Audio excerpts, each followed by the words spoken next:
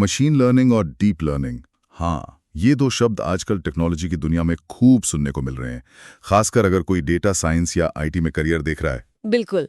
और कई बार लोग कंफ्यूज भी हो जाते हैं कि इनमें फर्क क्या है या ये एक ही चीज है क्या। सही कहा। तो आज हमने सोचा कि इसी गुत्थी को सुलझाते हैं, पता लगाते हैं कि मशीन लर्निंग क्या है, डीप लर्निंग क्या है और ये दोनों कैसे जुड़े हैं। हाँ, और इसके लिए हमने कुछ अच्छे सोर्सेज भी देखे हैं, जैसे गीक्स फॉर गीक्स का एनालिसिस है, विकिपीडिया से एआई की हिस्ट्री पता की, और कुछ रिसर्च पेपर्स भी हैं, जैसे पीएमसी का एजीआई पर, इंटरग्लोबिक्स का हार्डवेयर पर, और वर्लूप.io की टाइमलाइन भी देखी। तो आज का अपना मिशन एकदम साफ है, इन दोनों के बीच के जो मुख्य अंतर हैं उनको समझना, इनका आपस में क्या रिश्ता है वो जानना, और आखिर ये सब जानना क्यों जरूरी है इस पर बात करना। बिल्कुल। ये सफर थोड़ा तकनीकी तो होगा पर मजेदार भी। याद है एलन ट्यूरिंग ने 1950 में पूछा था, क्या मशीनें सोच सकती हैं? हाँ बिल्कुल। तो आज हम उसी सोच की, आप कह सकते हैं, आधुनिक परतों को खोलेंगे। तो चलिए फिर शुरू करते हैं मशीन लर्निंग से। आखिर ये है क्या चीज? मशीन लर्निंग या एमएल, हम इसे शॉर्ट में एमएल ही कहेंगे जी। तो ये जो एमएल है, ये असल में आर्टिफिशियल इंटेलिजेंस यानी एआई के बड़े से दायरे का एक हिस्सा है। जी। गीक्स फॉर गीक्स इसे ऐसे समझाता है कि ये कंप्यूटर्स को ना डेटा से सीखने की काबिलियत देता है, और वो भी इस तरह से कि आपको हर छोटी चीज के लिए उन्हें प्रोग्राम करने की जरूरत नहीं पड़ती। हाँ, मतलब उन्हें नियम रटाने के बजाय उदाहरणों से सिखाया जाता है, जैसे हम बच्चों को सिखाते हैं। एग्जैक्टली। एमएल का जो मेन फोकस है वो है एल्गोरिदम और स्टैटिस्टिकल मॉडल्स बनाना, जो डेटा में छिपे हुए पैटर्न या क्या कहते हैं रिश्तों को पहचान सकें। ये एआई का एक तरह से विकसित रूप ही है। अच्छा। सोचिए कि आप मशीन को ढेर सारा डेटा दिखाते हैं और वो उसमें से खुद ही सीख लेती है कि अच्छा ये चीजें ऐसे काम करती हैं, और फिर उस सीख का इस्तेमाल करके वो नए डेटा पे कुछ भविष्यवाणी करती है या कोई फैसला लेती है। हाँ, और इसके सीखने के तरीके भी अलग अलग होते हैं, है ना? जी जी। जैसे वो सुपरवाइज्ड और अनसुपरवाइज्ड लर्निंग। बिल्कुल। गीक्स फॉर गीक्स भी इन दो मुख्य तरीकों की बात करता है। सुपरवाइज में क्या होता है कि हम मशीन को जो डेटा देते हैं उसमें सही जवाब पहले से टैग्ड होते हैं। जैसे कोई उदाहरण? जैसे मान लीजिए आपको ईमेल को स्पैम है या इनबॉक्स में जाना चाहिए, ये सिखाना है, तो आप मशीन को बहुत सारे ईमेल देंगे जिन पर पहले से लेबल लगा होगा कि ये स्पैम है, ये नहीं है। वो उससे सीख लेगी। समझ गया। और अनसुपरवाइज्ड? अनसुपरवाइज्ड में हम मशीन को डेटा तो देते हैं पर उसमें कोई लेबल नहीं होता। जी। मशीन को खुद ही उसमें पैटर्न या ग्रुप्स ढूंढने होते हैं। अच्छा। जैसे मान लीजिए कोई ऑनलाइन स्टोर है, वो अपने ग्राहकों को उनकी खरीदारी के पैटर्न के आधार पर अलग अलग ग्रुप्स में बांटना चाहता है ताकि उन्हें सही ऑफर्स दे सकें। तो यहाँ मशीन खुद ही देखेगी कि कौन से ग्राहक एक जैसे हैं और उनकी ग्रुप बना देगी। इंटरेस्टिंग। तो ये बिना किसी पहले से दी गई जानकारी के डेटा में छुपी हुई संरचना को ढूंढना है। एग्जैक्टली। ठीक है, तो ये तो हुई मशीन लर्निंग की बात। अब आते हैं उस दूसरे शब्द पर जो आजकल शायद और भी ज्यादा सुनाई दे रहा है, डीप लर्निंग, डीएल। हाँ, डीएल। गीक्स फॉर गीक्स कहता है कि डीएल असल में एमएल का ही एक सबसेट है, मतलब उसी का एक हिस्सा है पर कुछ खास। बिल्कुल, ये एमएल का ही एक और गहरा, ज्यादा स्पेशलाइज्ड उपसमूह है। लेकिन इसमें खास बात क्या है? सुना है ये इंसानी दिमाग जैसा कुछ है। हाँ, यही इसकी सबसे दिलचस्प बात है। इसकी प्रेरणा सीधे सीधे मानव मस्तिष्क की बनावट और काम करने के तरीके से ली गई है। इसमें इस्तेमाल होते हैं artificial neural networks. Neural networks? जैसे हमारे दिमाग में न्यूरॉन्स होते हैं? हाँ, कुछ वैसा ही कॉन्सेप्ट है, पर आर्टिफिशियल। और इन नेटवर्क्स में कई परतें यानी लेयर्स होती हैं, एक के बाद एक कई सारी लेयर्स, और इसी गहराई की वजह से इसका नाम डीप लर्निंग पड़ा है।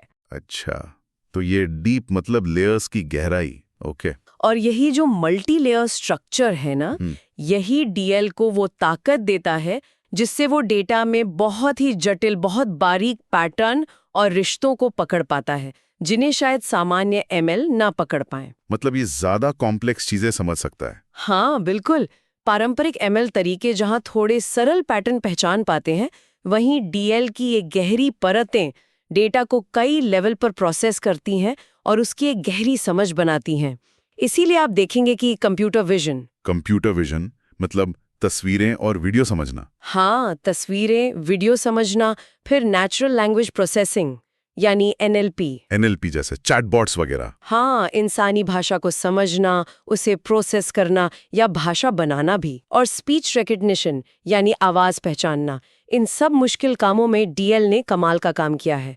गीक्स फॉर गीक्स टेबल में भी इसे ML का विकसित रूप ही बताया गया है। और ये आइडिया कि मशीनें दिमाग की तरह काम करे, ये नया तो नहीं है। आपने बताया था इसकी जड़ें काफी पुरानी है। हाँ, विकिपीडिया बताता है कि इसका जो कॉन्सेप्ट है वो 1943 में वॉल्टर पिट्स और वॉरेन मैकुलॉच के काम तक जाता है।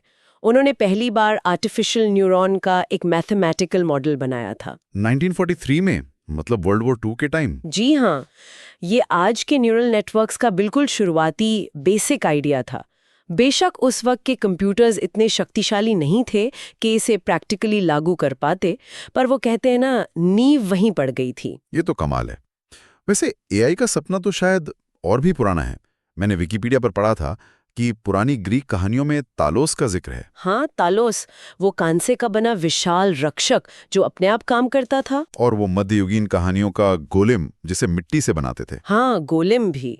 ये सब कहीं ना कहीं दिखाता है कि इंसान हमेशा से ऐसी मशीनें या चीजें बनाने का सपना देखता रहा है जिनमें बुद्धि हो। लेकिन वो तो कहानियां थीं। असली एआई की शुरुआत कब हुई? हाँ, वो कल्पनाएं थी। आधुनिक AI की असली शुरुआत, जैसा विकिपीडिया बताता है, वो लॉजिक यानी तर्क और 1940 के दशक में जब पहले प्रोग्रामेबल डिजिटल कंप्यूटर बने, उनके साथ हुई। अच्छा। और फिर 1956 में वो डार्टमाउथ वर्कशॉप हुई, जिसे AI का एक एकेडमिक फील्ड के तौर पर ऑफिशियल बर्थप्लेस माना जाता है। Okay, Dartmouth 1956। शुरू में फोकस ज्यादातर सिंबॉलिक AI पर था, मतलब मशीनों को इंसानी तर्क और नियमों के आधार पर सोचने लायक बनाना। जैसे एक प्रोग्राम था लॉजिक थ्योरिस्ट, वो गणित के थ्योरम प्रूव कर सकता था। लेकिन उसी टाइम पर न्यूरल नेटवर्क वाले आइडियाज भी चल रहे थे। आपने स्नार्क का नाम लिया था। हाँ बिल्कुल, फ्रैंक रोजनब्लैट का परसेप्ट्रॉन आया और उससे भी पहले 1951 में मार्विन मिन्स्की का स्नार्क था। ये सब DL के बहुत ही शुरुआती रूप थे। लेकिन फिर एक दौर आया जिसे AI विंटर कहते हैं। हाँ, AI विंटर, मैंने भी पढ़ा इसके बारे में। मतलब AI पर काम धीमा पड़ गया था। हाँ बिल्कुल, विकिपीडिया के मुताबिक उस समय कंप्यूटर की प्रोसेसिंग पावर बहुत लिमिटेड थी और कई समस्याएं जो शुरू में आसान लग रही थी, वो उम्मीद से कहीं ज्यादा कॉम्प्लेक्स निकली। एक टर्म है कॉम्बिनेटोरियल एक्सप्लोजन, मतलब संभावनाओं का बहुत तेजी से बढ़ जाना। तो इस वजह से? हाँ, इस वजह से, और शायद शुरू में उम्मीदें कुछ ज्यादा ही लगा ली गई थी। तो नतीजा ये हुआ कि प्रोग्रेस धीमी हो गई, जो वादे किए गए थे वो पूरे नहीं हुए, और फिर फंडिंग कम हो गई, रिसर्च रुक सी गई। तो फिर ये DL वापस कैसे आया? इसका असली कमबैक तो पिछले कुछ दशकों में हुआ है और इसके पीछे दो बड़े कारण हैं। पहला, बेहतर और सस्ते कंप्यूटर हार्डवेयर का मिलना, खासकर GPUs मतलब ग्राफिक्स कार्ड्स, जो गेमिंग में यूज होते हैं। हाँ वही, पता चला कि वो पैरेलल प्रोसेसिंग में बहुत अच्छे हैं, जो न्यूरल नेटवर्क की ट्रेनिंग के लिए परफेक्ट है। और दूसरा बड़ा कारण है इंटरनेट की वजह से बहुत भारी मात्रा में डेटा का उपलब्ध होना, जिसे हम बिग डेटा कहते हैं। अच्छा, तो पावरफुल है और बहुत सारा डेटा। बिल्कुल, इन दोनों ने मिलकर उन पुरानी रुकावटों को तोड़ दिया और DL फिर से सबकी नजरों में आ गया। ठीक है, ये हिस्ट्री समझना जरूरी था। अब वापस आते हैं ML और DL के बीच के मुख्य अंतरों पर। गीक्स फॉर गीक्स की वो टेबल काफी मददगार है। चलिए एक एक करके देखते हैं। पहला पॉइंट, डेटा। कहा जाता है कि ML स्ट्रक्चर्ड डेटा पर अच्छा है और DL अनस्ट्रक्चर्ड पर। ये क्या है? हाँ, ये एक बड़ा फर्क है। देखो, स्ट्रक्चर्ड डेटा मतलब वो डेटा जो साफ सुथरे टेबल या स्प्रेडशीट जैसा होता है, कॉलम और रो में ऑर्गेनाइज्ड, जैसे एक्सेल शीट। हाँ बिल्कुल। पारंपरिक ML एल्गोरिदम अक्सर इस तरह के डेटा पर अच्छा काम करते हैं और उन्हें आमतौर पर हजारों डेटा पॉइंट्स की जरूरत होती है। ओके, और DL जो है, अपने न्यूरल नेटवर्क की वजह से वो अनस्ट्रक्चर्ड डेटा को हैंडल करने में माहिर है, जैसे कि तस्वीरें, ऑडियो क्लिप्स, वीडियो या फिर लंबा चौड़ा टेक्स्ट। अच्छा, मतलब जो साफ टेबल में ना हो। हाँ, लेकिन इसकी एक कीमत है। DL को असरदार तरीके से ट्रेन करने के लिए अक्सर बहुत ज्यादा डेटा चाहिए होता है, लाखों या करोड़ों डेटा पॉइंट्स, मतलब बिग डेटा की जरूरत पड़ती है। ओह, तो कम डेटा हो तो DL काम नहीं करेगा? अक्सर अच्छा परफॉर्म नहीं कर पाता। उसे सीखने के लिए बहुत सारे उदाहरण चाहिए होते हैं। ठीक है, अगला पॉइंट है फीचर इंजीनियरिंग। ये क्या होता है? सुना है ML में ये बहुत लगता है पर DL में कम। हाँ, ये बहुत इंपॉर्टेंट पॉइंट है। फीचर इंजीनियरिंग का मतलब होता है डेटा में से उन खासियतों, उन फीचर्स को पहचानना और निकालना जो मॉडल के सीखने के लिए सबसे ज्यादा जरूरी है। मतलब डेटा में से काम की चीजें चुनना। बिल्कुल। पारंपरिक एमएल में ये काम अक्सर डेटा साइंटिस्ट को खुद मतलब मैन्युअली करना पड़ता है। इसमें टाइम भी लगता है और अनुभव भी चाहिए होता है। आपको समझना पड़ता है कि प्रॉब्लम के हिसाब से कौन से फीचर्स काम के होंगे। तो डीएल इसमें कैसे अलग है? वो खुद कर लेता है? हाँ, यही डीआई का एक बड़ा एडवांटेज है। वो फीचर इंजीनियरिंग काफी हद तक खुद ही कर लेता है। उसकी जो बहुत सारी लेयर्स होती है ना, हाँ, वो डीप वाली लेयर्स। हाँ वही, वो डेटा को प्रोसेस करते हुए धीरे धीरे खुद ही काम के फीचर्स को पहचानना और निकालना सीख लेती हैं। निचली लेयर्स सरल फीचर्स पहचानते हैं, जैसे तस्वीर में किनारे या कोने, और फिर ऊपर की लेयर्स उन सरल फीचर्स को मिलाकर ज्यादा कॉम्प्लेक्स फीचर्स बनाती हैं, जैसे कोई चेहरा या कोई चीज। वाह, मतलब ये ऑटोमेटिक हो गया। काफी हद तक ये ऑटोमेशन खासकर कॉम्प्लेक्स डेटा जैसे इमेजेस या टेक्स्ट के लिए डीएल को बहुत पावरफुल बनाता है। ये तो वाकई बड़ा फर्क है। इसका मतलब ये भी हुआ कि डीएल को शायद सेटअप करना मुश्किल हो, पर एक बार हो गया तो वो खुद ही सीखता रहता है। हाँ, कुछ हद तक कह सकते हैं। अच्छा, अब आते हैं हार्डवेयर पर। आपने कहा एमएल तो नॉर्मल सीपीयू पर चल जाता है। हाँ, कई एमएल मॉडल साधारण कंप्यूटर के सीपीयू पर आराम से ट्रेन भी हो जाते हैं और चल भी जाते हैं। लेकिन डीएल मॉडल, खासकर उनकी ट्रेनिंग, वो बहुत ज़्यादा कंप्यूटेशनल पावर मांगते हैं। क्यों? क्योंकि उनमें लाखों बल्कि करोड़ों पैरामीटर्स होते हैं जिन्हें ट्रेनिंग के दौरान एडजस्ट करना पड़ता है। ये बहुत हैवी कैलकुलेशंस होती हैं। इसके लिए आमतौर पर पावरफुल जीपीयूज चाहिए होते हैं। वही गेमिंग वाले जीपीयूज? हाँ, या फिर आजकल तो खास एआई के लिए बने एक्सेलरेटर्स भी आ गए हैं, जैसे गूगल के टीपीयूज। जैसा हमने पहले कहा, जीपीयूज के आने से ही डीएल इतना पॉपुलर हो पाया है। तो इसका मतलब डीएल यूज करना महंगा भी होगा ट्रेनिंग के लिए, तो कम से कम। हाँ बिल्कुल, हार्डवेयर का खर्चा ज्यादा हो सकता है। हालांकि अब क्लाउड कंप्यूटिंग से थोड़ी आसानी हो गई है, आप रेंट पर पावर ले सकते हैं, लेकिन फिर भी बड़ी डीएल मॉडल को ट्रेन करने में टाइम बहुत लगता है और बिजली भी खूब खर्च होती है। कितना टाइम? एमएल मॉडल अक्सर कुछ घंटों या दिनों में ट्रेन हो जाते हैं, जबकि डीएल मॉडल हफ्तों या महीनों तक ट्रेन हो सकते हैं, खासकर अगर डेटा बहुत बड़ा है और मॉडल कॉम्प्लेक्स है। बाप रे, हफ्तों या महीनों? जी हाँ। अच्छा, एक और चीज, समझने के लिहाज से कौन आसान है? मैंने सुना है डीएल मॉडल ब्लैक बॉक्स जैसे होते हैं, मतलब पता नहीं चलता अंदर क्या हो रहा है। हाँ, ये एक और बहुत ज़रूरी मुद्दा है। इसे कहते हैं इंटरप्रिटेबिलिटी, यानी व्याख्या करने की क्षमता। पारंपरिक एमएल मॉडल जैसे डिसीजन ट्री या लीनियर रिग्रेशन, उनके नतीजों को समझना अक्सर आसान होता है। मतलब हम देख सकते हैं कि फैसला क्यों लिया गया। हाँ, आप देख सकते हैं कि मॉडल ने फलाना फैसला क्यों लिया, किन फीचर्स को ज़्यादा महत्व दिया। लेकिन डीएल मॉडल अपनी उन गहरी और कॉम्प्लेक्स लेयर्स की वजह से अक्सर ब्लैक बॉक्स की तरह काम करते हैं। ब्लैक बॉक्स मतलब इनपुट गया, आउटपुट आया, पर बीच में क्या हुआ, किस वजह से हुआ, ये समझना बहुत मुश्किल हो सकता है। तो अगर हमें पता ही नहीं कि मॉडल सोच कैसे रहा है, तो उस पर भरोसा कैसे करें, खासकर जरूरी कामों में? एग्जैक्टली, यही सबसे बड़ी चुनौती है।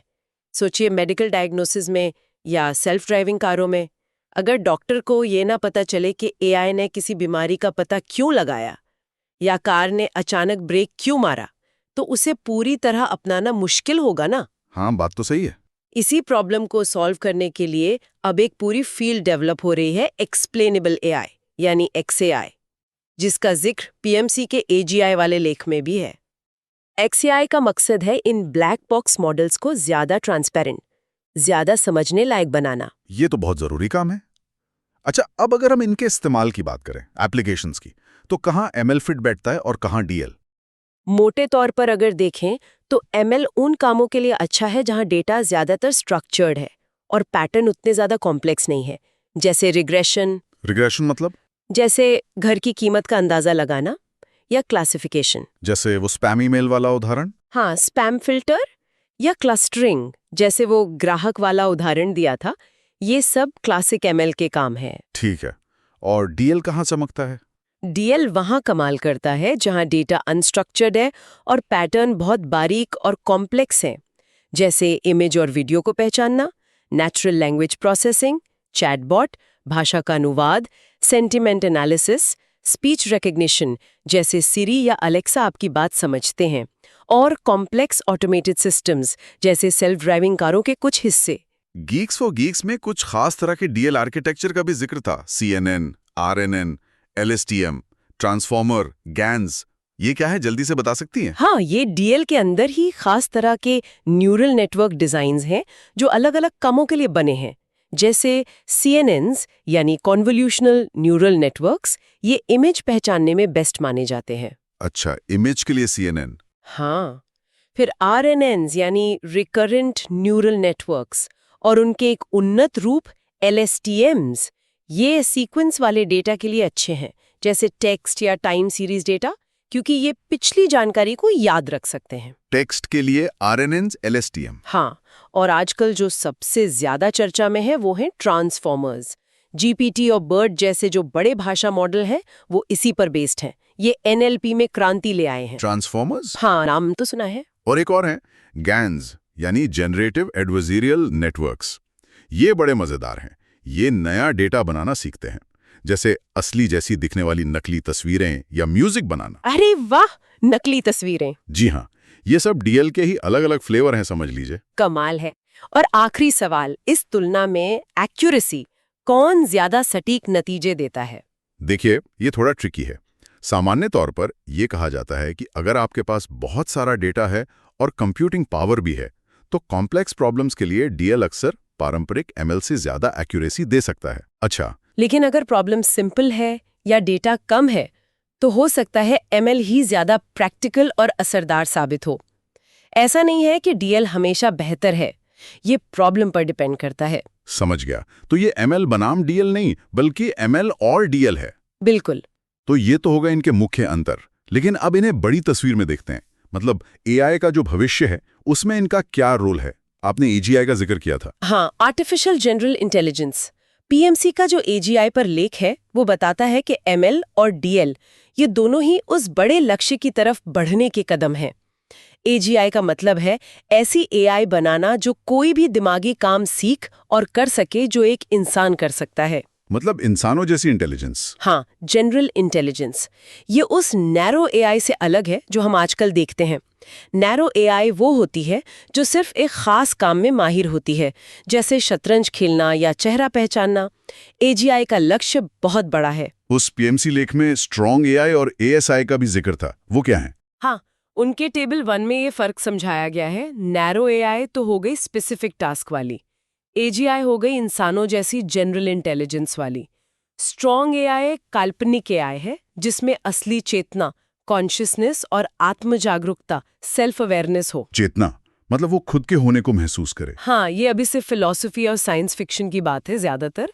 और ASI यानी आर्टिफिशियल सुपर इंटेलिजेंस, वो AI होगी जो इंसानी बुद्धि से हर फील्ड में कहीं ज्यादा आगे निकल जाएगी। बाप रे, सुपर इंटेलिजेंस। हाँ, तो फिलहाल हम नैरो AI के दौर में हैं और AGI भी अभी एक दूर का सपना ही है। लेकिन आजकल AI बूम की बहुत बातें हो रही हैं, खासकर डीप लर्निंग और वो GPT जैसे बड़े भाषा मॉडल्स LLMs की वजह से। Volup.io और विकिपीडिया भी कहते हैं कि भारी इन्वेस्टमेंट हो रहा है। 2025 तक 75% से ज्यादा कंपनियां AI अपना लेंगी, ऐसा अनुमान है। तो क्या ये सब हमें AGI के करीब नहीं ला रहा? ये $1 मिलियन क्वेश्चन है। इस पर एक्सपर्ट्स की राय बटी हुई है। DL और LLMs ने बेशक बहुत प्रभावशाली काम किया है, खासकर भाषा समझने और पैटर्न पहचानने में। लेकिन जैसा PMC का AGI लेख भी इशारा करता है, सवाल यह है कि क्या सिर्फ मौजूदा DL तकनीकों को और बड़ा करने से AGI मिल सकती है? मतलब सिर्फ स्किल करने से? हाँ, क्या वो सच में समझ पैदा कर सकता है? अभी भी कुछ फंडामेंटल चीजें हैं, जैसे जनरलाइजेशन। जनरलाइजेशन मतलब सीखी हुई चीज को बिल्कुल नई अनदेखी सिचुएशन में इस्तेमाल कर पाना, या फिर कारण और प्रभाव को समझना, कॉजल रीजनिंग, और कॉमन सेंस यानी दुनिया की सामान्य समझ। इन मामलों में मौजूदा मॉडल अभी भी काफी संघर्ष करते हैं। ये बात तो है। तो कई एक्सपर्ट्स मानते हैं कि AGI के लिए शायद हमें बिल्कुल नए तरीकों की जरूरत पड़ेगी। सिर्फ मौजूदा DL को बेहतर बनाने से काम नहीं चलेगा। और इन सब के साथ वो नैतिक सवाल भी जुड़े हैं। बिल्कुल, और वो बहुत जरूरी हैं। जैसे जैसे AI ज्यादा पावरफुल और ऑटोनोमस होती जा रही है, ये सवाल और गहरे होते जा रहे हैं। पहला, AI को इंसानी मूल्यों यानी वैल्यूज के साथ कैसे अलाइन करें, मतलब ये कैसे पक्का करें कि वो वही करे जो हम चाहते हैं और हमारे लिए सही हो। हाँ, ये तो जरूरी है। दूसरा, सेफ्टी, ये कैसे सुनिश्चित करें कि वो अनजाने में भी कोई बड़ा नुकसान न कर दे। तीसरा, बायस यानी पूर्वाग्रह, एआई सिस्टम अक्सर उस डेटा से सीखते हैं जो हम उन्हें देते हैं, और अगर डेटा में ही बायस है तो एआई भी बायस्ड हो सकती है, जिससे गलत या भेदभाव वाले नतीजे आ सकते हैं। ये भी बड़ी समस्या है। और फिर भविष्य का सवाल कि अगर कभी एआई में चेतना जैसी कोई चीज आ गई तो उसके क्या नैतिक अधिकार होंगे। ये सब बहुत बड़े और मुश्किल सवाल हैं जिन पर दुनिया भर में बहस चल रही है। तो आज की इस पूरी बातचीत को अगर समेटना हो तो क्या कहेंगे? एमएल बनाम डीएल, इसका फाइनल टेक क्या है? फाइनल टेक यही है कि ये बनाम नहीं साथ का मामला है। मशीन लर्निंग एक बड़ा अम्ब्रेला है, एआई का एक महत्वपूर्ण हिस्सा जहां मशीनें डेटा से सीखती हैं। डीप लर्निंग उसी मशीन लर्निंग का एक बहुत पावरफुल खास तरह का टूल है जो गहरे न्यूरल नेटवर्क्स इस्तेमाल करके कॉम्प्लेक्स पैटर्न सीखता है। मतलब एक टूल बॉक्स है जिसमें एमएल एक बड़ा कंपार्टमेंट है और डीएल उसी के अंदर एक खास तरह के एडवांस्ड टूल्स का सेट है। बिल्कुल सही कहा। डीएल को अक्सर ज्यादा डेटा और कंप्यूटिंग पावर चाहिए, लेकिन वो इमेज, स्पीच, भाषा जैसे मुश्किल कामों में कमाल की एक्यूरेसी दे सकता है। हाँ, तो ऐसा नहीं कि एक अच्छा है एक बुरा, दोनों की अपनी जगह है, अपनी ताकतें हैं। गीक्स फॉर गीक्स भी यही कहता है कि डेटा साइंस के इस फील्ड में आगे बढ़ने वालों के लिए इन दोनों का फर्क और रिश्ता समझना बहुत जरूरी है। जी हाँ, क्योंकि दोनों में ही हमारी इंडस्ट्रीज और हमारी जिंदगी को बदलने की जबरदस्त क्षमता है। बिल्कुल। और जाते जाते सुनने वालों के लिए एक सवाल छोड़ जाते हैं जो हमारी उस ब्लैक बॉक्स वाली बात से जुड़ा है। अगर डीप लर्निंग मॉडल्स इतने कॉम्प्लेक्स हैं कि हम हमेशा समझ नहीं सकते कि वो किसी नतीजे पर क्यों पहुंचे, तो हम उन पर कितना भरोसा कर सकते हैं? सोचने वाली बात है। खासकर जब बात हमारी सेहत, हमारे पैसे या हमारी सुरक्षा की हो। जैसे जैसे ये ब्लैक बॉक्स हमारी जिंदगी के अहम फैसले लेने में शामिल होते जाएंगे, हमें ट्रांसपेरेंसी और अकाउंटेबिलिटी के लिए किन नए तरीकों या नियमों की जरूरत पड़ेगी? ये एक ऐसा सवाल है जिस पर हम सबको सोचना होगा।